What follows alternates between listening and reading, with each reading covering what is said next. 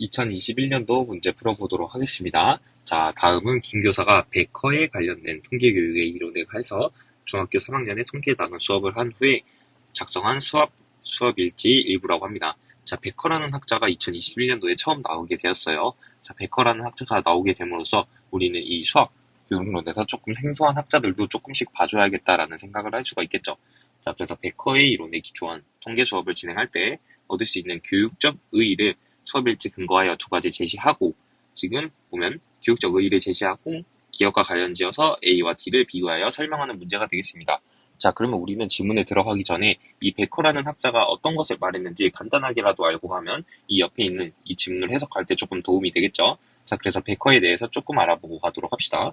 자, 베커라는 학자가 뭐 어떤 것을 말했냐면, 쉽게 생각하면 프로이덴탈 학자가 비슷한 것을 조금 말했다고 생각하시면 돼요.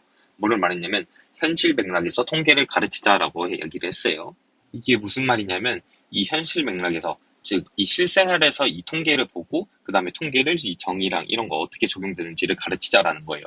즉 현실을 먼저 보고 가르치자. 이 프로이덴탈의 수학과랑 똑같게 되는 거죠. 자, 그리고 또 어떤 것을 주장했냐면, 이 베커라는 학자는 통계 영역에 되게 이 주를 했던 학자예요. 그래서 이 학자가 평균, 뭐 폭은, 분포 이런 거를 이제 개발을 했는데, 바로 통계 영역에서 현실 맥락을 활용한다는 의미를 주었다라는 게 바로 시사점이 되겠다라는 것을 알 수가 있겠어요. 자, 그래서 간단하게 적어주도록 할게요.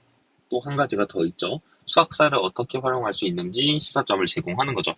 자, 그러면 이 두 가지를 알고서 우리가 한번 풀어보도록 합시다. 자, 문제를 한번 읽어볼게요.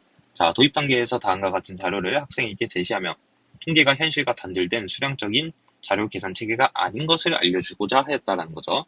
그러니까 학생들이 이 통계라는 것을 그냥 이 교과서에서 배우기만 하면, 아, 이거 통계 쓸 데도 없는데 왜 배워? 이런 건데, 이 통계가 현실과 단절된 게 아니라는 것을 보여주기 위해서 이 밑에 활동을 하겠구나라고 생각을 할 수가 있겠죠. 자, 자료를 볼게요. 자, 어느 학자에 따르면 역사적으로 평균 개념, 지금 평균이 나왔습니다. 큰 수를 대략적으로 추정하기 위한 사령에서 활용되었다고 합니다. 자, 나무 한 그릇에 난 나뭇잎과 과일의 총수 알아보기 위해서 평균 크기를 알아보고, 그리고 과일수를 헤아린 다음에 전체 나무 과일수를 추정하였다라고 나왔어요. 자, 본시 학습에서는 양의 개체수를 추정하는 활동 과제를 제시하였다고 합니다. 자, 양을 지금 제시하고 있고 A, B, C, D와 같이 찾아내었다라고 해요.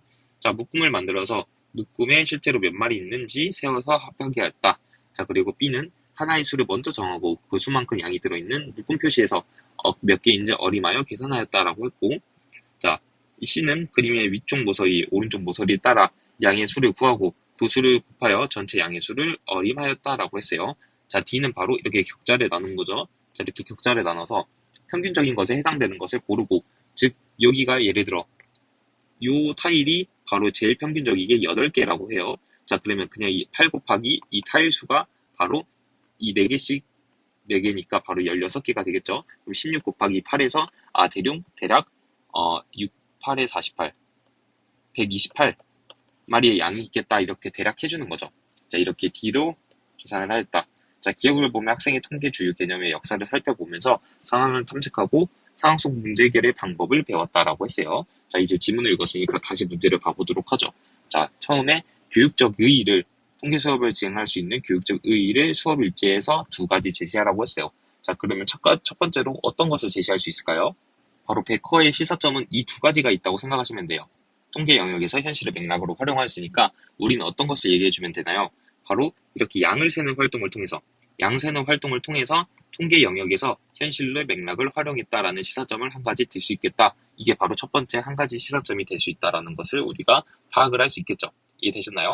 자, 그리고 우리가 위에 보면 역사적으로 평균 개념은 큰 수를 대략적으로 추정하기 위한 상황에서 활용되었다고 하죠. 자, 이 뜻이 바로 여기죠. 수학사 이용에서의 시사점이 되겠죠.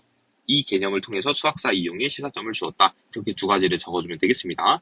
자, 그리고 이제 기억과 관련지어서 A와 D를 비교하여 설명을 해야겠죠. 자, A와 D를 잠깐 다시 보도록 할게요. 자, 기억은 지금 여기 있네요. 주요 개념의 역사 살펴보면서 상황 탐색하고 상황 속 문제 해결의 방법을 배우는 것이죠. 자, 그러면 A를 볼까요?